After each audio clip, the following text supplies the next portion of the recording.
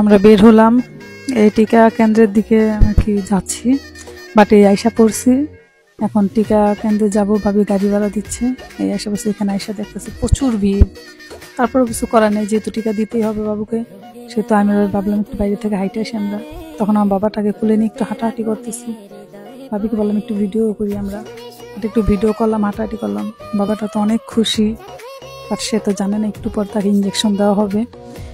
সে আমাকে বলছে ওই দিক দিয়ে নিয়ে যাও, সব দিকটা ঘুরাই দেখে। এখন আবার টিকা কেন্দ্রে এসে পড়লাম।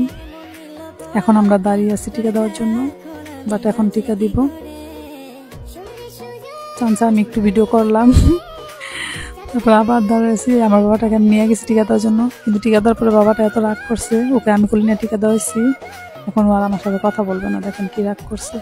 হাত ধরলে সে আমার হাত সরাই দিতেছে, সে আমাদেরকে ফিরেও তাকায় না। দেখেন কি অবস্থা, ও আমাদেরকে তাকাই না, এত পরিমাণে রাগ হয়েছে আমার উপরে। গাড়ি তুলছে, গাড়িতেও আমাদেরকে তাকায় না, অন্যদিকে তাকায় আছে।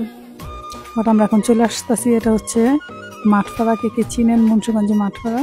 এখন আসছি ডিসি পার্কের সামনে রাস্তাটা দিয়ে। এখন হচ্ছে আমরা ইকদাকপুর কেল্লার সামনে আছি, এদিক দিয়ে আমাদের বাসায় যাচ্ছি।